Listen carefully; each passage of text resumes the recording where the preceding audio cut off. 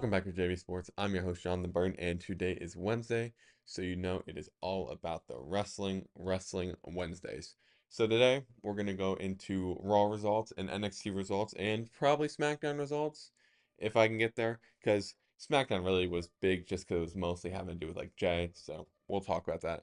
But Raw also had to do a lot with Jay, so let's get into Raw. So the first thing that happened was literally Seth coming on and just like attacking him when he was walking in.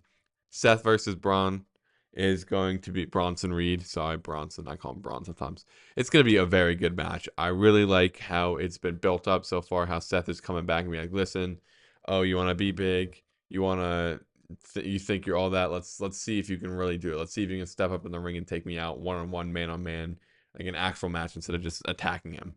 So that happens first, Seth does a little promo. He's like, "Oh, come out here, let's fight." And they eventually do get taken apart by some staff, but talking about fighting, going to next match, tag team number one contenders match between the New Day and the Authors of Pain. So, one, Samantha Irving is out of WWE. She has left. But Lillian Garcia is back, which is great. She might have said number one containers match, but everyone can make mistakes. She's fine. We love her. But it was a good match. I liked it. Xavier and Kofi continuing that storyline at the end. So basically, Miz came out and he was kind of messing around. And the New Day were like, it was a back and forth match. And you just see R-Truth just run and just attack the Miz. Karrion Kross goes over to help. Everything's going crazy, and R-Truth helps the New Day win. New Day, of course, happy when Xavier, like, he's not mad that he interfered because they won, because that's the heelish type he is. So they walk out, and R-Truth starts getting attacked. And Kofi, being the nice guy he is, tries to run back, and Xavier's holding him like, listen, this isn't our problem. It's Truth's problem. Stay here. Let's not go back. Keeps holding him back. And you're like, oh man, R-Truth is just getting battered in there by the Miz and everyone else. And then see the lights just shut down. The White Six, they're coming after they're going after Karrion Kross and his gang. Um, it's really cool to see that the White Six are back. I like how they're going after the Final Testament, and it was weird that it's not weird that like the New Day kind of held back. I mean, Xavier, I knew he was gonna hold back. Kofi, I thought he might run in. It was just weird, like how random it was, I guess, for the Wyatt Six to come after them. I'm not mad about it. I'm happy. I like the Wyatt Six. I want their storyline to go. And at the end of it, when they're all attacking, Wyatt Six is cleaning house. The Miz is in the ring. He's like, "Oh, I got away from it." Bo Dallas, Uncle Howdy, comes in and he's about to put him in a mandible claw, but I forgot the guy's name. The manager for the Authors of Pain pushed him out of the way, and he takes the mandible claw. He takes the whole move, and Miz gets out of there. So later, the Miz has like a Raw Talk, I think, segment, but we'll get to that later. Next, Damage Control versus Raquel Rodriguez and Liv Morgan. It's not like a filler, but it was kind of mostly just storyline wise for Rhea to come out eventually and attack. She attacked Dom. She went for Liv and ended in no contest. And then Raquel just talked about how she wanted to attack him like normal. Next, tag team number one contendership match between LWO and American Made. And this whole thing in my mind is like, I'm sorry, the LWO, they don't interest me anymore. I want them to lose. Dragon Lee, I don't want to lose. I like Dragon Lee. I like Mysterio. But right now, I want American Made to get pushed. And they're not. They lost. Dragon Lee and Mysterio won, which annoys me a bit just because, like, I want American Made to do good because it's Chad Gable's faction. We were talking about this faction for like 2 months, and they just get pushed. They don't get pushed. They get squashed. It was just annoying how they're not letting them win, and they're letting the LWO win, which the LWO hasn't been winning, and you can say the same for them. Like, oh, you're happy they're winning, but I just don't like them too much. I'm sorry. It's just the storyline. It was more of like a history thing where like, oh, it's cool they're back, and then it should have been ended, but it was not.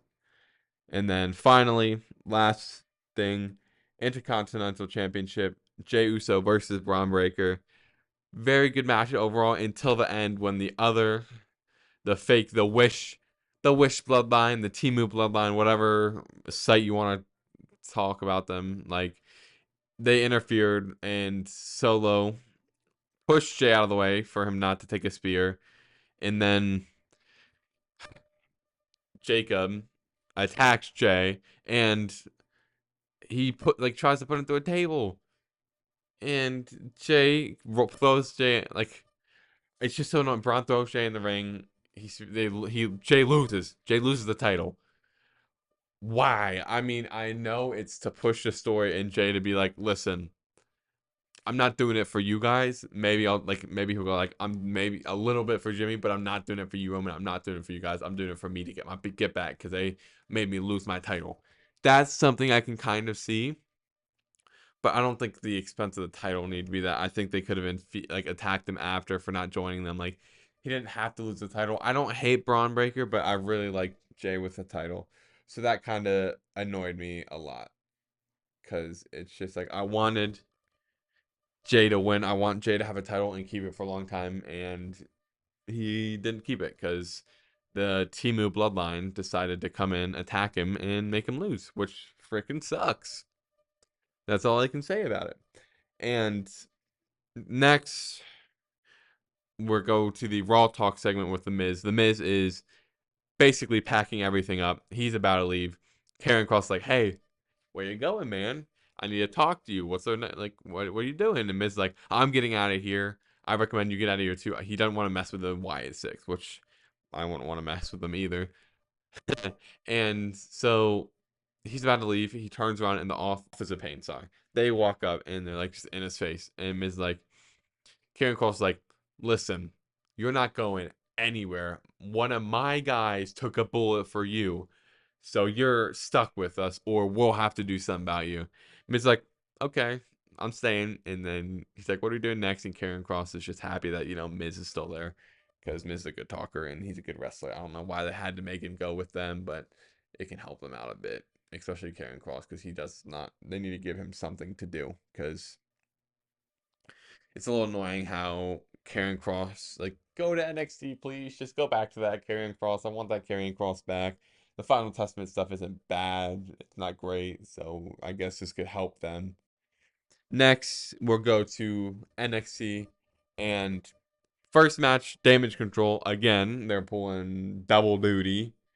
And against the Meta 4, which is Lash Legend and Jakira Jackson.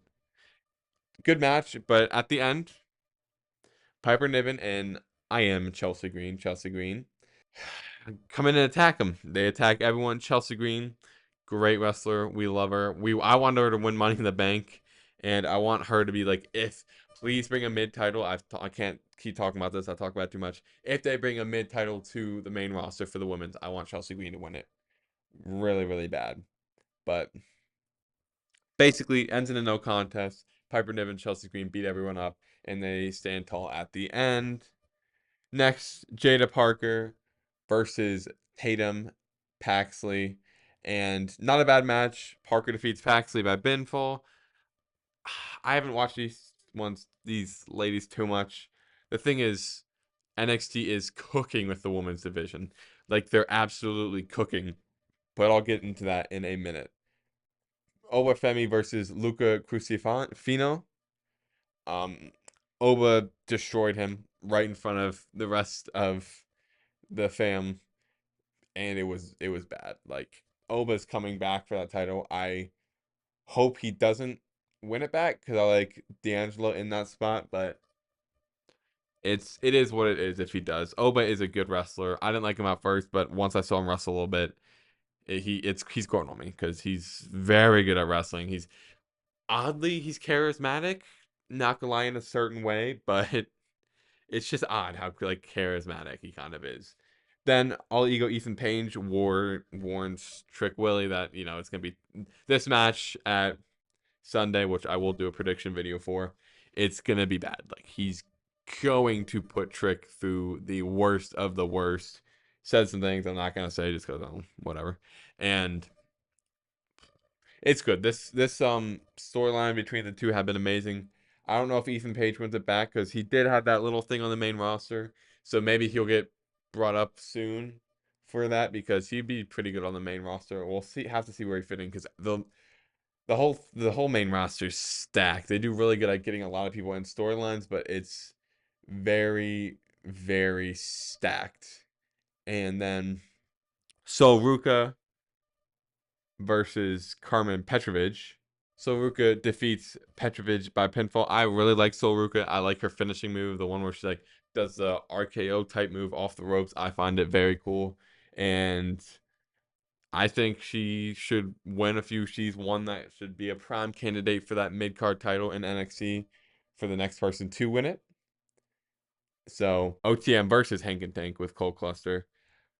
Not a bad match. I think at the end it kind of got a little weird with Lola Vice coming out and them doing the whole dance. I don't think that really needed to happen, but fun little moment for them. Uh, Gulia and Stephanie Vauger versus Fatal Influence. Gulia and Vauger, they're going into a pay-per-view where they're going to have a very big match against Roxanne Perez and, Cora Jade. So they're going to win going into that. The biggest part, though, is we have a little debut that was kind of crazy, not gonna lie, because you're kind of just chilling there watching it at the end. They're all staring at each other. And then Zaria just debuts and she's just standing like the aura she had with the lights down. It was crazy. It looked really cool. It was just like straight aura. So I really liked how you thought it would happen at Halloween Havoc. I did too, but maybe it kind of gets her in the mix earlier. Maybe she'll be there and attack everyone when that tag team match is done with. We'll see. Like I said, the NXT women's roster is stacked, as you can see from just that five I said right there, and multiple more. So Ruka, Nikita, Lion, like Cord, like all Jada Parker, like all these people are insane. So the women's honestly, I don't know if you think this or not, but the women's the like section on NXT might be like one of the best of all the shows and companies. Like it is so stacked. Like I know in main roster you got people like Jade Cargill and you have Bianca Belair, Charlotte when she returns, Becky when she returns. You have Rhea, you have Liv, Tiffany. You have some people up there, but right now, just for some reason, NXT just looks like it's has the best women's division. I don't know if you agree with that. Personally, I think it's one of the best, if not the best, because all the people that are here. But it just depends on everybody's belief. But that is mine. Going into the next few things about Jay, we will go to SmackDown results. Opening segment of SmackDown starts with Solo. He's with his bloodline. He's talking about how Jimmy and Roman need to acknowledge him, and they will acknowledge him by the end of the night. Jay's music hits. He's talking to like I care about you. You're still my brother, but I don't know what you're doing with the family. It's like you bring these two in, and you bring Jacob. There's a reason. Like Jacob doesn't. We didn't mess with Jacob, and then he says, if you don't wipe that face off, like I'm not scared of you. I will beat you up. Wipe that face off, and he gets in the face of Jacob, which low key kind of crazy, but if he wasn't scared, he's not scared. So that was a good segment. Next one, DIY, Pretty Deadly, and Street Profits. DIY win. Good little win there for them. I like DIY a lot. I wanted them to win the tag team titles that ladder match, and they didn't. Piper Niven versus Lash Legend. Legend defeats Niven. Niven and Chelsea Green still are kind of like the little punching bag, but that's why I think they went at NXT next on the next week, I guess this week. You know what I mean? But they still just kind of keep losing. It wasn't a bad match, but it was a quick little squash match, so it wasn't bad. A-Town Down Under, Los Garzas, and the Motor City Machine Guns. This is big because the Motor City Machine Guns win their first match, and they looked very good. They got aura here. I mean, they're doing amazing. We really I love their finishing, like the tag team finisher move they have. I think they'll do great. They'll mix up the tag team division, maybe get a new champion in there, see if they can defeat the Bloodline, well, the new Bloodline, the Temu Bloodline, the Wish Bloodline, as I like to say. I think it'll be great. I really like what they're doing. They're trying to reinvigorate the tag team, title picture because it wasn't getting like stale, but it was like kind of the same people in it. So you bring the Motor City Machine Guns, you start bringing other people in. Hopefully, Phoenix and Penta will be here soon. Please, they'll be here soon. Like it's making things look good again. Jax and LeRae versus Bailey and Naomi. They defeat them. Jackson, LeRae. Quick match. I mean, this storyline is getting old for me. I've said it multiple times. I'm just ready for Tiffany to win because Tiffy is going to be, I've said it before. I'm not going to talk about it too much. She's like the next generation of women's wrestlers. So I'm just ready for them to win at this point. Just let her win the title. Take it off of Nia. They're stretching it out. They have Tiffy going over to Raw, maybe taking Liv's title, which Rhea's like, that's mine. So, like, it's a little of a conflict of interest, if you'd say so. But off of this, just going straight into it, Bloodline, they're reinvigorating the storyline. They're doing very good at bringing Jay into it. He didn't have to lose his title. I didn't want him to lose the title, but it gets him back in because on Friday he's gonna be coming for blood. He's gonna be coming for head tops. He is going to come to literally attack Jacob Fatu. He won't even go after Solo. He's just gonna come in the ring and just go straight for Jacob. Mark my words. He's gonna spear Jacob, maybe get beat up, but then that's when Roman and Jimmy come out and they help him out. And once they realize those three, they can kind of work together. Jimmy be like, "Listen, I'm not doing it for you. I'm not doing it for you. I'm doing it for myself. I want my get back for losing my title." So he's gonna attack Jacob, get attacked. Roman and Jimmy will come out, and then they'll realize they need another person, and that person will be Sami Zayn, which they'll slowly get back in because Jay and Sami are cool. So hopefully, Jay can be like, "Listen, do this for me. Don't do it for those two. I know those two have hurt you in the past. I hurt you, but we're good. We don't have to be good with them, but let's just get this old bloodline done with because they're like really annoying us." And maybe he'll come back. The old bloodline, the real ones come back, beat up the Timu bloodline, beat them, and then expel them because the Rock, he's not gonna be back for a bit. That little appearance was needed to make them feel him, make them know his aura is here, make them know the final boss is back. I think it was needed that pay-per-view just to let them know I'm here, I'm in this storyline because it was kind of getting at a little low, but with Jimmy coming back in that, it helped a lot for the storyline purposes. Going into that, like it's gonna be a while before it happens, but Roman and Rock is definitely gonna come for this. Rock and Cody, I think, might come from this. I hope if they do, Cody wins or like at least goes to a no contest because I do not want him losing his title. That would be stupid of WWE to do. Don't let Rock take a title from another guy again.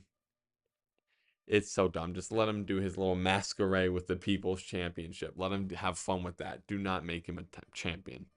Please don't. So that's just my 2 cents into that because he did it with CM Punk once. It was stupid. Going into championships, the champions, you have Cody, you have Gunther, Braun Breaker, LA Knight, yeah. Tag team champions, you have Judgment Day, which they've done one title defense in like 100 days. I don't think it's 100 days yet, but somewhere around that, like somewhere in that range. You have the Bloodline, the Temu Bloodline, Tama and Tonga Loa.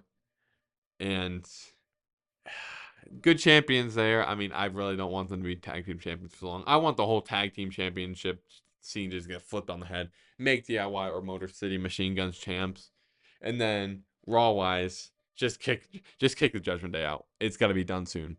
Please, please, just don't let them be champion. Let Finn do his own thing. Maybe let him become champion. Please.